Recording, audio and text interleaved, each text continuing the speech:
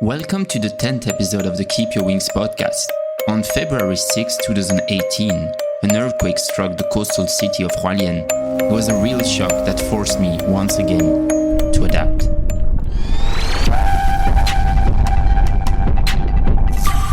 Keep Your Wings, le podcast.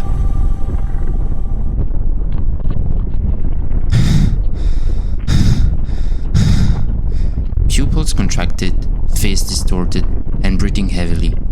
Joyce stares into the distance with fear. Lynn, on the other hand, has a closed expression and sobs in her arm. We form a group, barely supported by her trembling and shaky legs. In the middle of the street, we feel the vibration of the earth, rumbling in panic. I glance at the front of the hostel and notice that parts of it are dislodging and crashing to the ground. The sound of trembling windows echoes in my ears, racing against the accelerated pulse of my heart. The ground continues to shake. Car alarms go off and muffled scream of people seems to come from nearby. Yet, we see no one outside. The metal shutters fall, trapping the entrance of some buildings. It's 11:51 p.m. and the tremor finally stops. I remember myself 60 seconds earlier on the ground floor of the hostel, chatting with Joyce and Lynn. A violent jolt from the earth's core shattered our innocence. I wish I could have been more heroic, but I was the first one to rush to the front door, followed by my two companions and a fourth person whose name I didn't know. It was impossible to run straight. We zigzagged. After grabbing the door handle, it resisted. Lynn had the presence of mind to press the push button, freeing us from our prison of anxiety. We were violently thrown against the door, while behind me the piercing sound of dishes crashing to the floor put me in a state of intense stress. Once again, our bodies were catapulted against a shelf where the slippers I used to clean were displayed. Part of the front wall collapsed right in front of us, but we still managed to escape. Turning back, I saw that the various objects on the shelves had already been dislodged and were scattered on the floor. The large window in front of the hostel allowed me to assess the damage. I was convinced there were still people upstairs. But what could I do? I turned and looked around, holding the two girls tightly in my arm. We didn't know how to react or where to go. A 6.4 magnitude earthquake on the Richter scale struck Hualien, this coastal city popular with tourists, turning it into a hellish destination. Once the tremor ended, I saw Maddie coming down the stairs with other residents. They were all shocked, but didn't seem to be injured. My phone vibrated in my pocket. I grabbed it and saw a message from a friend living in Taipei. Dear, did you feel that?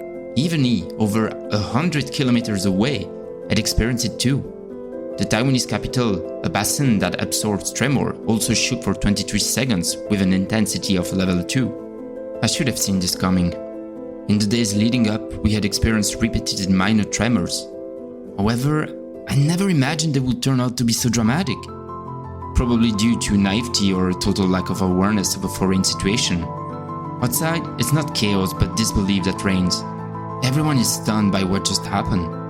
My phone starts ringing with notifications flooding in from my Taiwanese and expat friends. I could barely hold my phone without trembling.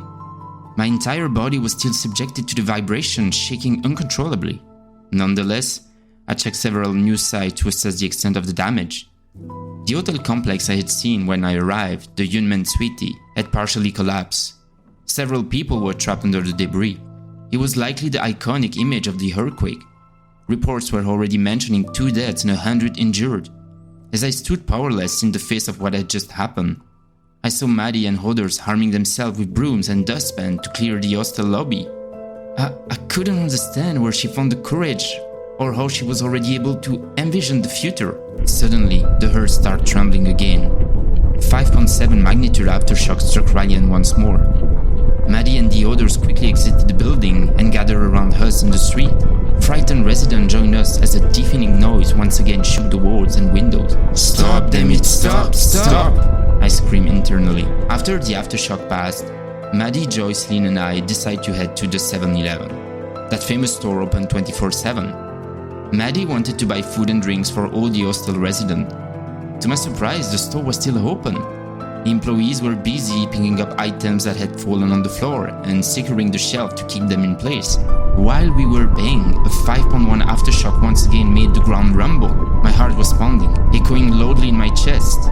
Each aftershock mentally prepared me for the worst. We then took chairs out into the street to recover from our emotions. On that freezing night, we attentively followed the news, still in a daze, realizing the magnitude of the disaster. Around 3 a.m., I received a message from a colleague working for my former press group. Hello, I'm Louis. I work for... I'm doing a piece on the earthquake.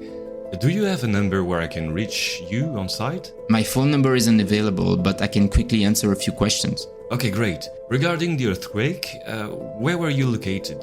Do you know if there are any fatalities? Any Belgians still missing? The latest news report 12 people trapped, but I don't know who they are. To personalize my article, what can I say about you? Age, profession, purpose of the trip? A Belgian on the world tour. I wish to remain anonymous, and I hope not to see my photo in tomorrow's newspaper, okay? My blood boiled. Several emotions flew in my mind, ranging from motherfucker to I need to vent, I need to breathe. Indeed, after such an event, being surrounded by people who don't fully speak English and being unable to express what you're feeling is incredibly difficult to handle. I decided to answer the question somewhat out of frustration and also to use it as a form of therapy, I guess. Cheap therapy, of course, with no empathy from my interlocutor. We continue clearing the interior and retrieving our bags stored upstairs. What to do? Where to go? The center was available to shelter people, but I couldn't bring myself to leave my companions and abandon them like that. We then brought down mattresses and laid them on the ground floor to sleep, ready to evacuate the hostel quickly in case of aftershocks. This February night was, without a doubt, the worst night of my life. Hundreds of aftershocks were recorded by seismologists between the earthquake and the following day. My night was punctuated by these tremors, forcing us to run into the streets whenever we felt a jolt. Fully dressed, shoe tightly laced, ready to bolt at any second. Too stressed to close my eyes, I noticed how quickly solidarity was organized via social media and how genuine mutual aid was emerging within the population. An article also caught my attention, explaining that Taiwan had entered a 100-year cycle of earthquakes. The likelihood of a powerful earthquake, up to 8 on the Richter scale, seems inevitable in the near future. The day after the disaster, my courage faltered after that horrible night. I had no more work day left at the hostel. Like all the other residents and helpers, I decided to leave Maddie, Hualien, and the sadness this place inspiring me. Joyce, Lynn and I headed to the train station. I felt ashamed for leaving and abandoning Maddie like that. I understand, don't worry.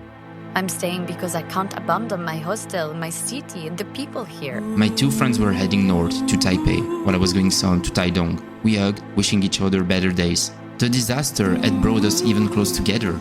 I boarded my train on February 7 around 2 p.m.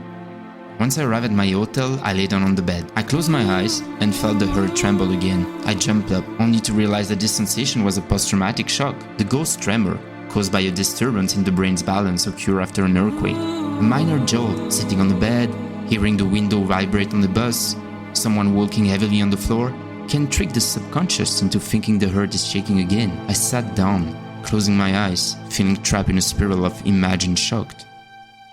And I cried. The Hualien earthquake of February 6, 2018 killed 17 people and injured 291.